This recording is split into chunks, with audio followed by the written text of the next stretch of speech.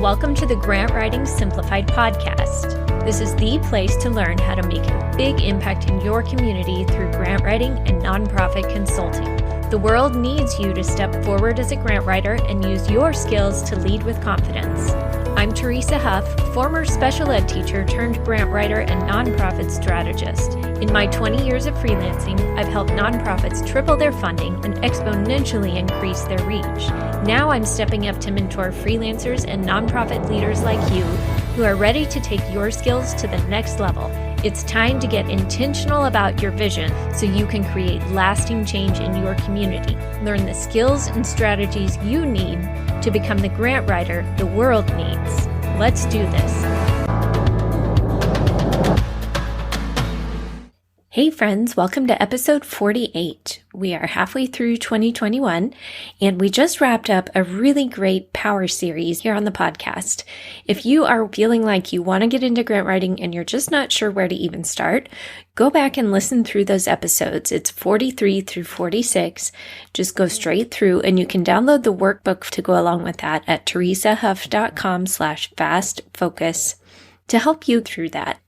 Now and then on the podcast, I like to do a nonprofit spotlight where I interview a nonprofit leader and kind of showcase the work they're doing in the community. It's partly to help spread the word about their mission and their efforts to generate support for them, but also to give you all ideas of ways you could do fundraisers, ways you could structure your program to make a bigger impact in the community, ways to get your board involved so that you can kind of see what else is going on out there and what's happening, so that whether you are a grant writer or a nonprofit leader, you can better advise on your specific situation and on the nonprofits that you work with. If you're an employee, you can advise internally, and if you are a consultant, then you can work with your clients in a better capacity and just be better informed with that. I know that kind of helps me see what others are doing and get ideas of how we can connect the dots for clients and help them generate more support and build their capacity as well. Other episodes like this that I've done were back in episode 13 when we talked about the Global Orphan Project, and they are doing some incredible work, especially helping kids in foster care and families to really strengthen families and help adults be able to sustain a living wage. Episode 23, I talked with the Saber Life Foundation and how they are changing lives through service dogs. In episode 27, Dr. Jonathan Krause had some amazing advice for us about nonprofit leadership. So make sure you hear him and his words of wisdom. Then we got into nonprofit sustainability when I interviewed my client, Ashley McMichael, in episode 37. I always love talking with her, and she is such an energetic, innovative person. Then in episode 39, I talked with another client, Greg Cohen, of how their real estate company has a nonprofit arm, and they are making a huge impact with that in their community. They have involved their whole team in this nonprofit work. They've gotten the entire business involved, all their partners and people in the community, and they have actually built and given a home to a wounded warrior. And they've done that 3 times so far, and they're continuing to do that each year, and it's really incredible. So make sure you go back and check out those episodes if you haven't yet. And all of these will be linked in the show notes in case you want to go back and reference any of them and listen to their stories.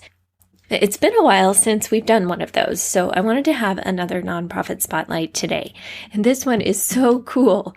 The story and just the undertaking that they're doing is incredible. You're going to enjoy hearing about this. I'm talking with Rodney Olsen. He is from Australia, so his accent, as you'll hear, is incredibly cool. He is with Compassion Australia, and in September of 2021, they are preparing to ride across Australia, coast to coast. And so he's going to share with us the reasoning behind that and the story and how that is generating awareness and support for the need there. He also shares how they're really tapping into volunteers and resources in local communities. And it's interesting how they are doing that and how they're preparing their volunteers and kind of this whole structure that they have to prepare. Follow along in their Facebook group to see the steps that they're going through and the things they're doing and kind of generating excitement and training and all the different aspects that go into that. Really interesting story. So listen in. I hope you enjoy this today and go check out all these show links because there is some great stuff in here. All right. Enjoy the show. Rodney, welcome to the show. This is such a cool story that I'm excited to share today. Before we get started, tell us a random fact about yourself. A random fact about me is that I didn't learn to ride a bicycle till I was 16 years of age. And that's going to sound even more interesting once we get into the interview. Oh, that is interesting. Okay, make a note of that, everybody, because yeah, that's quite ironic. Tell us about your journey and what you're doing now and how you got to this point. So I'm working for an organisation called Compassion Australia, and we're part of an international organisation, Compassion International, where we are seeking to release children from poverty around the world, and currently working with around 2 million children. And so we're making a big difference in their lives. It's through child sponsorship. So people get the opportunity to sponsor a child, to interact with them, to be able to write letters backwards and forwards, and to see a real transformation happen in their life. And I guess the reason I got involved is I used to work in radio many years ago, and I was given the opportunity to go to Haiti to see the work of Compassion. And the idea was that I would come back to Australia, where I live, and talk about what Compassion is doing on the radio to give people an opportunity to support the mission of Compassion. So the idea was we'd go across there. I thought it would be a big adventure, and I was up for an adventure. So I said, yeah, I'll go. And I'd heard of Compassion and thought, yeah, they seem to do some good stuff. So I'll go along for the ride. But really, it's an adventure. And I went, and I guess I wasn't really prepared for what I saw, for the transformation that was happening in children's lives, for the effect that it was having on them, and to see these children who were coming from the depths of poverty. These are children who are living in extreme poverty, and the change that it was making in their lives and in their families' lives and in the wider community. So I saw that in 2008. Came back and continued my radio job for the next 5 years, but was always looking for opportunities to share about Compassion and their work wherever I could on the radio. And then I saw a job advertised with Compassion, and I just thought, I've got to do that. I've got to speak out on behalf of children. I mean, the trip to Haiti was eventful, let's say, in various ways because of the timing of it. And that's a long ways from home for you to travel from Australia to Haiti. Yeah, it was a very long way to travel there. And the interesting thing is, because it was 2008, and that was around the time of the global financial crisis, and it meant the global food crisis, the people there in Haiti weren't able to feed their families. And so we were meant to be there for about a week, but we realized very quickly that it was a dangerous place to be, and we had to get out within 48 hours. But that was, I guess, the catalyst for me thinking I need to do more to speak out on behalf of these people, because we saw people rioting in the streets because they said, we need to feed our families. At the time, they were mixing dirt together with oil and sugar and water and drying it out to make mud cakes and feeding that to their children, because that's the only thing they could put in their stomachs. And that's just unacceptable. We can't imagine that happening. And yet that's what they were doing. They would describe at the time the hunger that they felt as like battery acid or like bleach in their stomachs. It was just so hard for them. And I imagine, like for me as a parent, not being able to put food on the table for my family, not being able to feed my kids, to be able to provide food for my wife, I don't know what I'd do. And I'd probably end up doing similar things to what these people were doing, which was taking to the streets. They were looting stores where they could. They were making barricades out of tires and setting them alight just to say, please help. Something needs to be done. Wow. And just seeing that firsthand is so powerful, because a lot of times that is the catalyst of really understanding the need that deeply. I mean, we see it on the news, we hear it on the radio, but to actually be there and see them doing that just to give food is powerful. Yeah, and the trip to the airport, when we decided we've got to get out of here, the people running the trip on behalf of Compassion had discussions and said, look, we need to get you out of here. It is not safe. But as we tried to travel to the airport, first thing in the morning to try and get in before any more action was happening on the streets, very quickly we found out that there was going to be more rioting, and that the streets that we needed to go down to get to the airport were blocked off.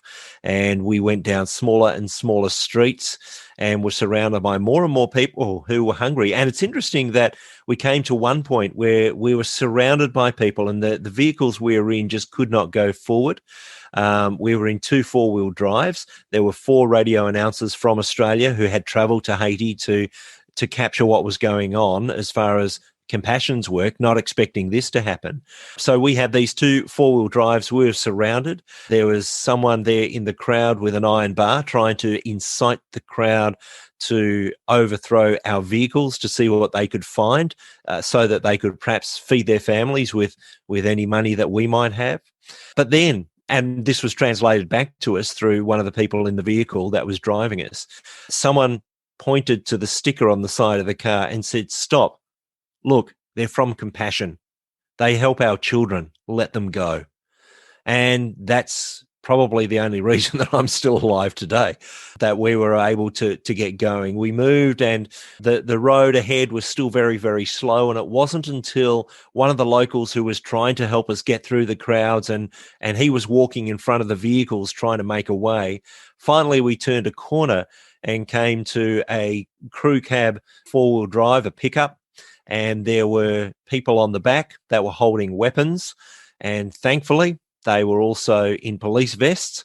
And one of the people with us at the time was originally from Haiti. He got out of the vehicle and walked very slowly toward them with his hands in the air, to show that he wasn't carrying any weapons.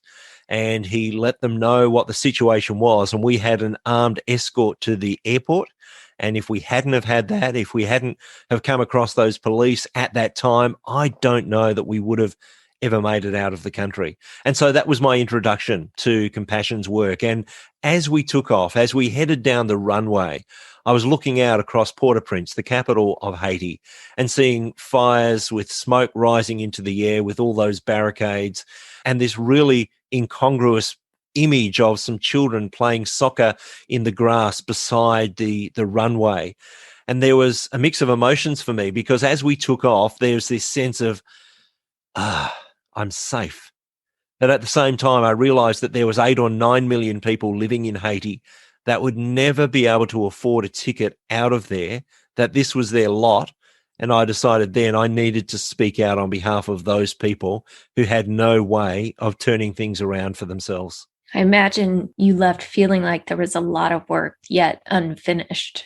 That's right. There's certainly always a lot of work to be done, but we know that if we can start to help people, we can start making a difference. And in fact, it is interesting that over many decades that the figures of those left in extreme poverty have been going down. The global poverty rate has been diminishing for quite some time. The sad fact right now is that because of the pandemic, the World Bank estimates that this year alone, around 150 million people will be forced into extreme poverty. And of course, there's the domino effect of other people who have been living okay, and they're going to be pushed into poverty, not extreme poverty, but poverty. And so we're seeing what is going to take for us in the West a number of years to get over the after effects of COVID-19, with the economic downturn that we've had, with businesses shutting, with people losing work. That's going to take years to get over, and we don't want to diminish that. But we do have to stop and realize that for those in developing nations, it's actually going to take them decades, because those of us in Western nations where we have those safety nets, where the government is able to come in and say, look, we are going to prop up business, we are going to hand out some dollars to make sure that the economy keeps flowing, and we have the ability to do that, and people out of work, there is opportunity for some sort of welfare. In many of these countries in which we're working, if you don't work, you don't get paid. And if you don't get paid, you don't eat. And so many of these places where people have been told, you're now in lockdown, you can't go out, you can't work, that means you can't provide for your family. And so that takes me back to that original time in Haiti, where there were families that could not be fed simply because they didn't have the means. That time it was the global food crisis. At the moment, it's this pandemic. So they can stay locked up and avoid contracting COVID-19, or they can go out and try and get some work and maybe make some money, but they're really at the mercy of this awful disease. It's a no-win situation for them. Very much, yes. Well, God obviously had more work for you to do. Yes. By getting you out of Haiti and saying, okay, I got your attention, now get to work. So that's exactly what you've been doing. So what do you do day to day now? What does that look like as far as your work behind the scenes? Well, Compassion is a Christian organisation, and mostly we're working with local churches because that's how we work in the field countries. We actually partner with local churches because we want it to be local people that are bringing the solutions. So we're resourcing them to be able to help with the situations that they find themselves in there. So they know the local issues, they know the children and the families that we are serving, and so they're able to provide the best solutions. But we do the same in various countries, like in the US, in Canada, in the UK, in Australia, what we call our partner countries. There are 12 partner countries. We visit churches, we let them know this is the need that is happening at the moment. This is the opportunity that you have to sponsor a child or to give a gift. And so a lot of the time, that's what I'm doing. I'm visiting with church leaders and pastors to let them know what Compassion is all about and to ask for the opportunity to go to their church, to be able to talk to their congregations and give them the opportunity to partner with Compassion to release children from poverty. So that's a lot of what I'm doing, talking to pastors, speaking in churches on weekends, as well as running all sorts of different events just to try and get the word out there to raise awareness and to raise funds. So you're kind of the voice of the operation. Yeah, one of the frontline staff. So, for instance, here I'm living in Perth in Western Australia. We have a number of people that are doing that, and we have people dotted all around the country that are doing that in various church networks across the country. That's really a good way to tap into those resources on the front lines of, like you said, they know the community, they know the local needs there. You couldn't get into each of those yourselves. You'd have to have so many staff, but by doing that, you can really multiply your impact. And the impact is multiplied once we get to the field. Those of us that are part of churches in the Western world know that generally a church will perhaps employ 1 or 2 staff or 3 or 4, depending on the size of the church. But most of the church work would not get done if it weren't for the army of volunteers, the people that sit in the pews, but also are on a roster to help out with various things that happen and to run various ministries.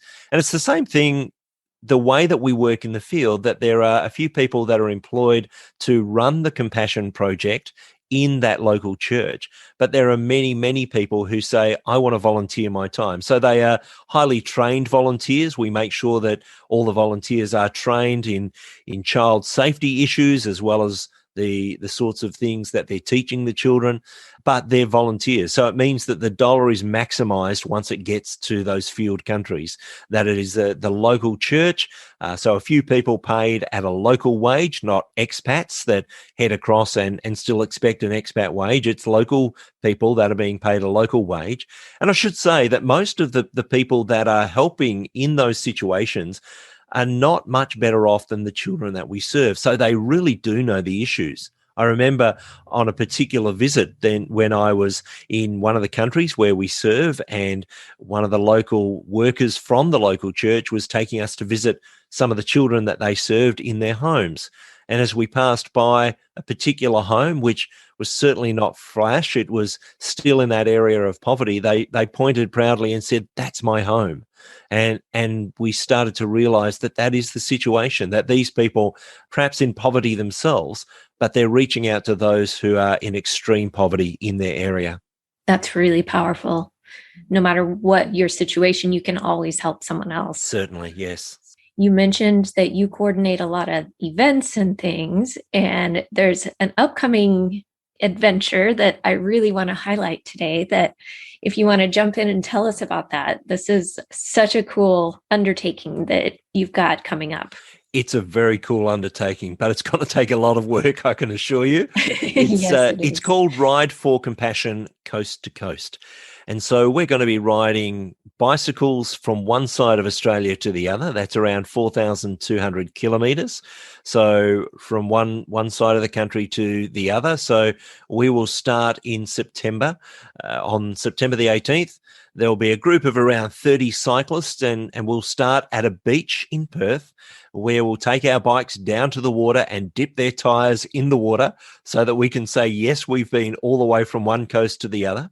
And then we'll get on our bicycles and we'll average over 150 kilometres a day, which is a little under 100 miles. So that's what we'll be doing on an average day. But there will be some days that will be up around 200 kilometres, so over 100 miles on those days. Downhill. It would be nice if it was. So most of the middle of Australia is flat. So we start out on the first couple of days. There are a few hills, but nothing too major once we've trained for them. The last 3 days of the ride, very, very hilly indeed. So we're going through a mountain range there. But hopefully we'll have enough kilometres in our legs by then to be able to do that. But the middle of Australia is quite flat. And so we'll be enjoying those days on the flat surfaces as we go along. So 28 riding days, 5 rest days, so 33 days in all to go from one side of the country to the other. Wow, so just over a month. And what are the roads like that you'll be traveling on? They're all paved roads, but sometimes they're just a little bit rough. So once we leave the metropolitan area, it's not the smooth tarmac that we're used to. Oftentimes there is a lumpier aggregate that they use on the roads. And that's mainly because people are traveling at higher speeds. They want there to be a greater opportunity for grip on those roads, for cars and for trucks that are traveling at that sort of speed. So we understand that, but it does mean that for weeks on end, we are riding our bicycles across this sort of surface. And so it is quite jarring.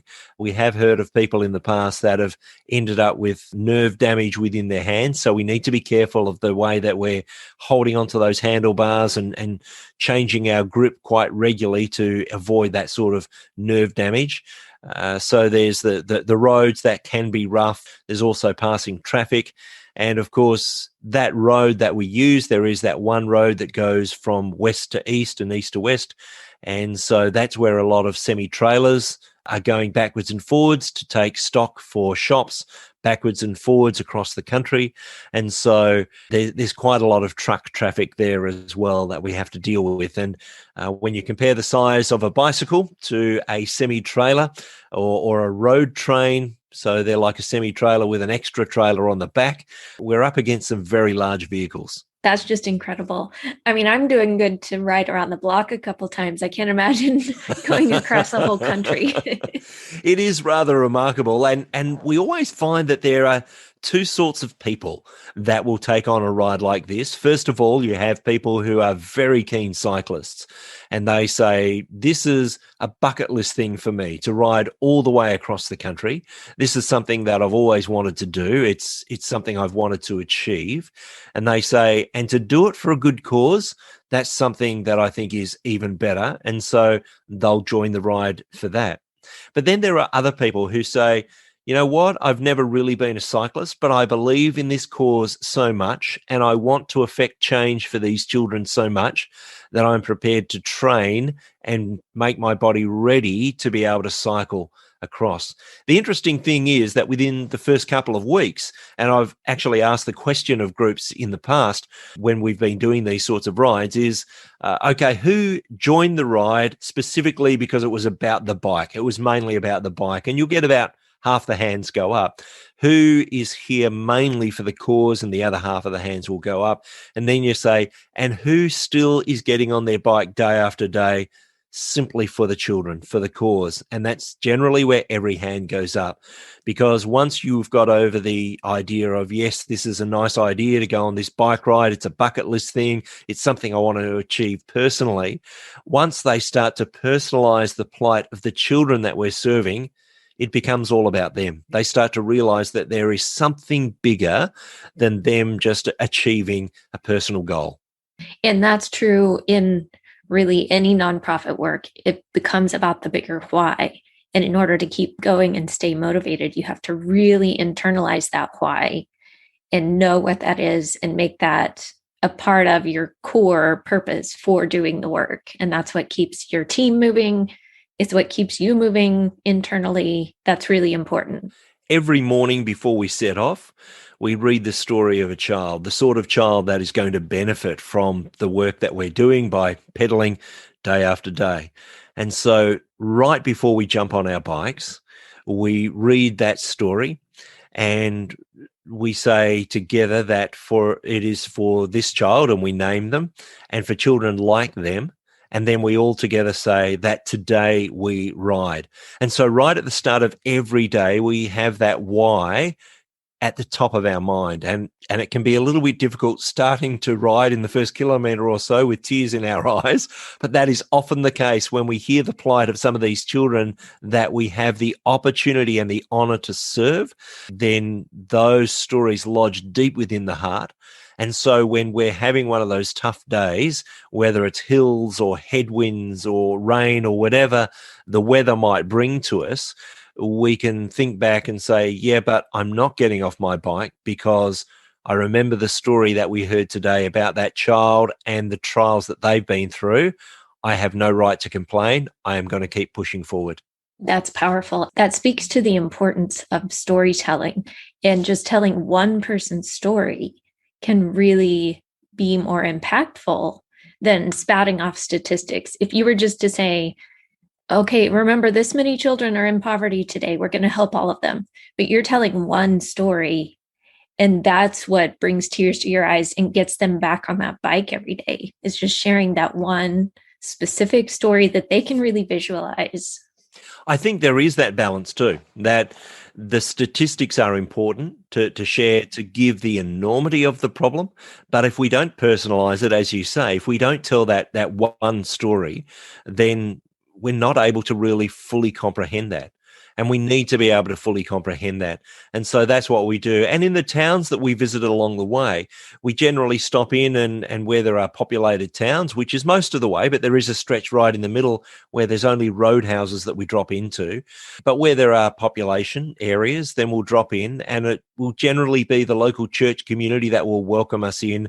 They'll give us a meal, they'll give us a place to sleep for the night. And often that's just in a hall in the church or somewhere like that where we can put down blow-up mattresses and sleeping bags. So as you can tell, it's a very luxurious tour as we head across the country. But they'll give us a place that we can rest our head for the night, but also a meal. And so we generally spend about half an hour or 3/4 of an hour in a meeting with them just to say, this is why we're doing what we're doing.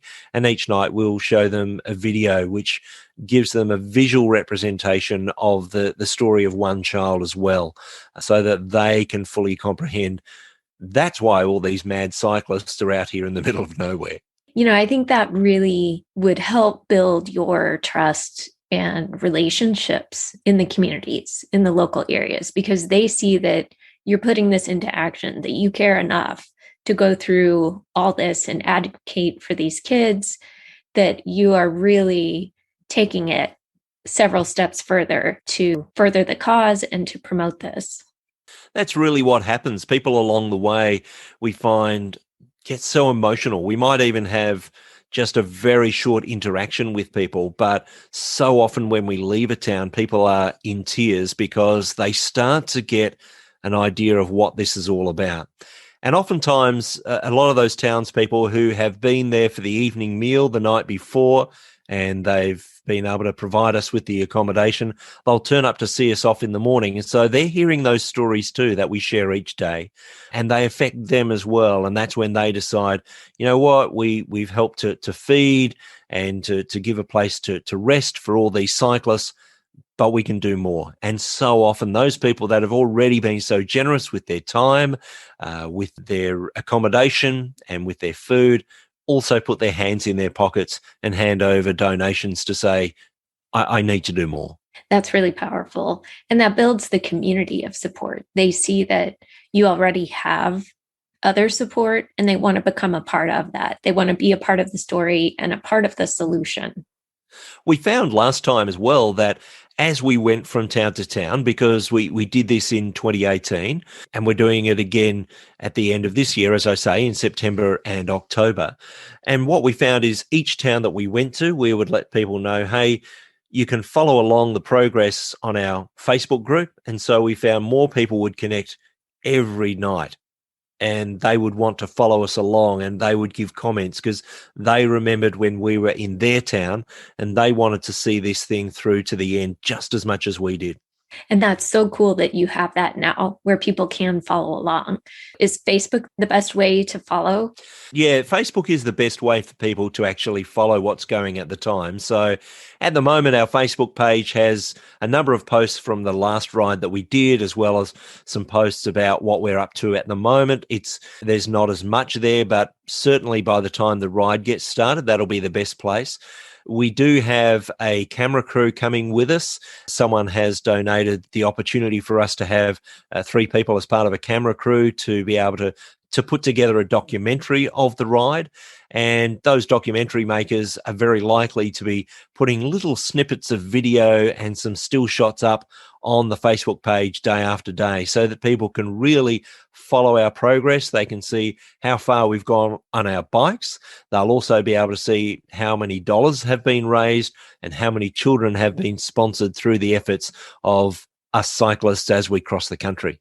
That's so cool. And those visuals are so powerful to really see what it's like there and to see it firsthand, what you guys are going through, the excitement, the fatigue, I'm sure, that will set in, and just to watch that journey. That's so neat. And what's the name of the Facebook page? So it is Ride for Compassion Coast to Coast. If people search that out, they'll be able to find it, Ride for Compassion Coast to Coast. And they just need to say, yep, I want to join this group. We'll let them in and they can be a part of seeing us ride across the country. What an incredible story. Before we wrap up, I know this has been quite a journey for you. So along the way, would you share a resource that has been especially meaningful for you? I guess a resource that I have found very helpful over several years since I joined Compassion is a book by Steve Corbett and Brian Fickett. It's called When Helping Hurts. And it's a book that really goes to the heart of defining what poverty is, but it goes beyond that to say, how do we actually make sure that we're helping? How do we make sure that we're not just doing something that makes us feel good, but is actually going to have the effect that we want it to have of helping those who are living in poverty or in extreme poverty?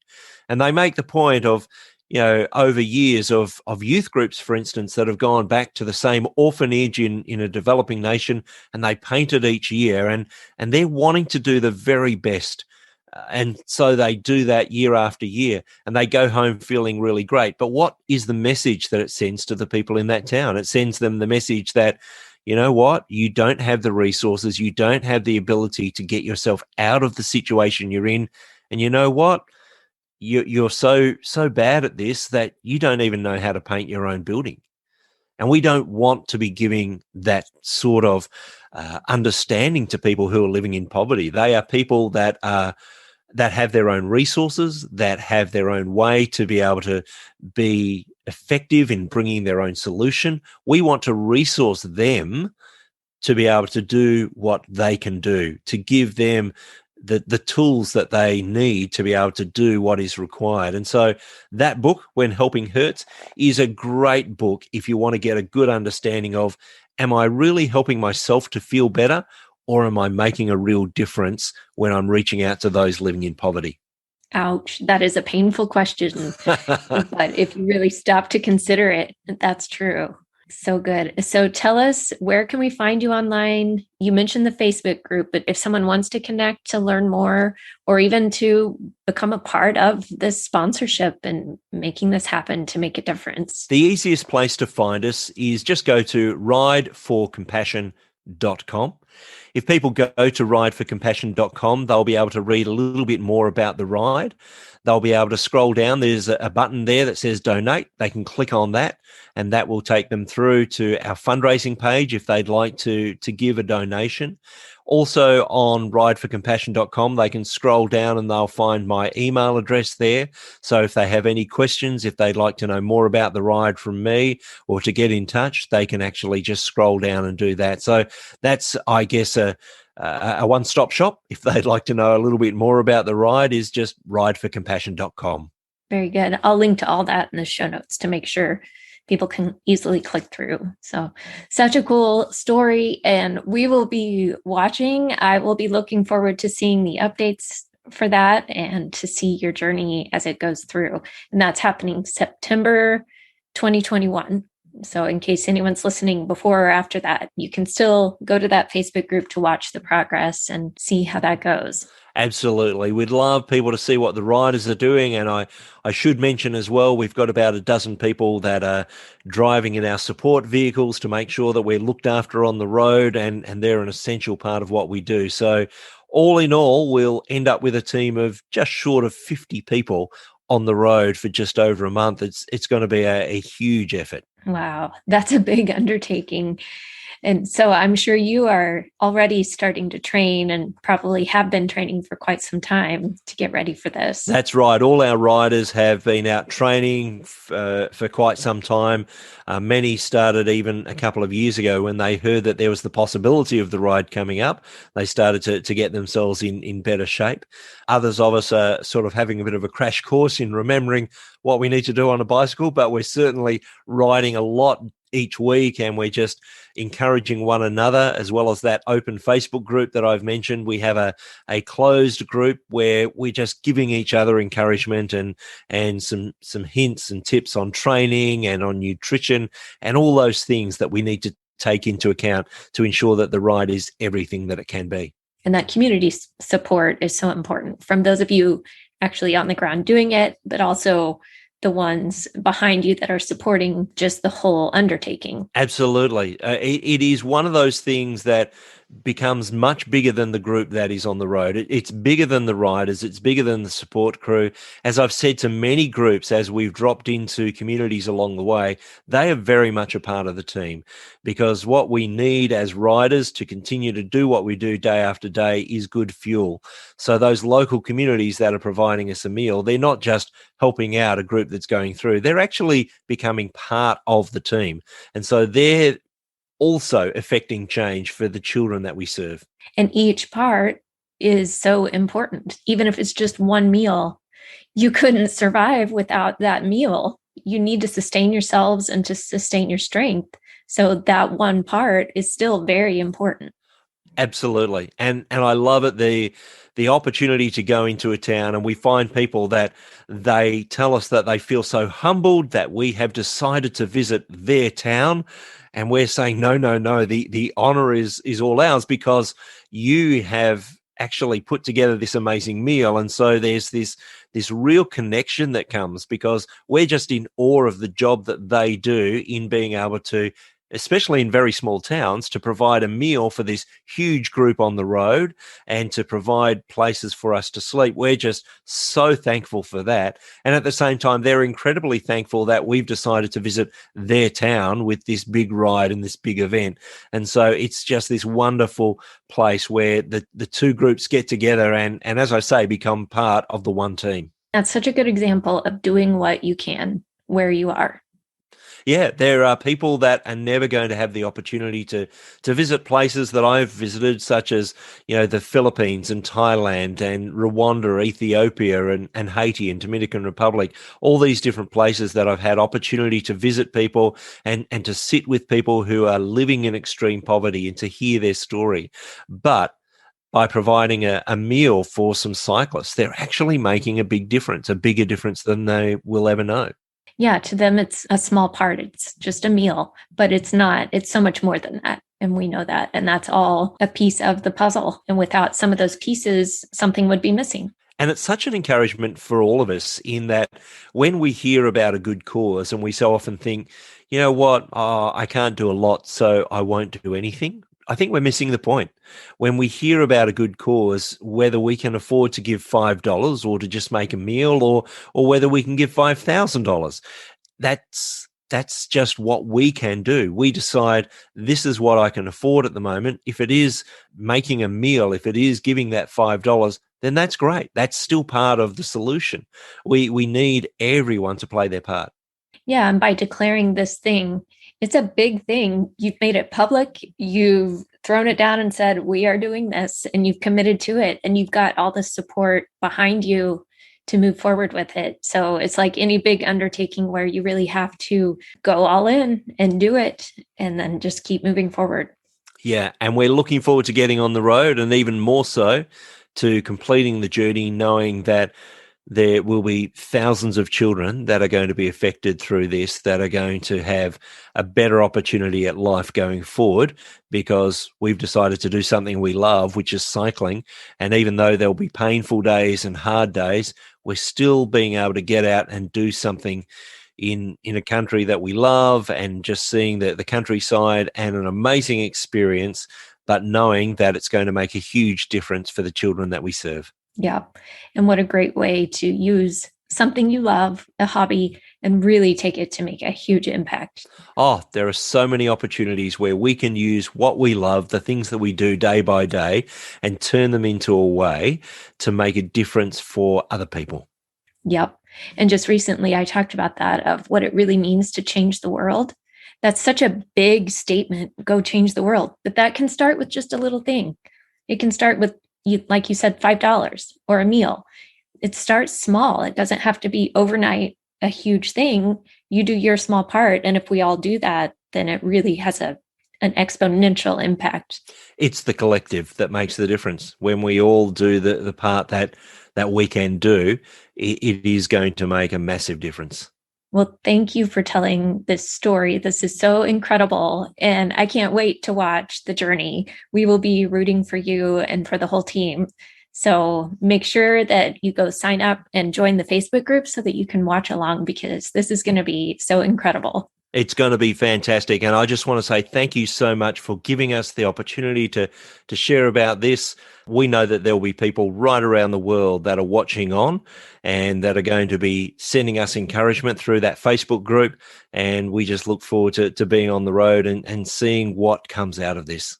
Yeah, and I hope everyone will help spread the word. If you know someone that might be interested, share this, share the group, invite them, or share the podcast episode, just to help spread the word and be a part of it. Absolutely. Thank you.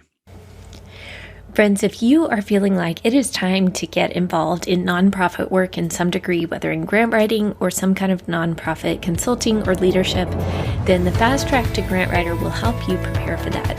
You can focus on your plan and your skills so that you have the confidence and the competence to serve nonprofits well.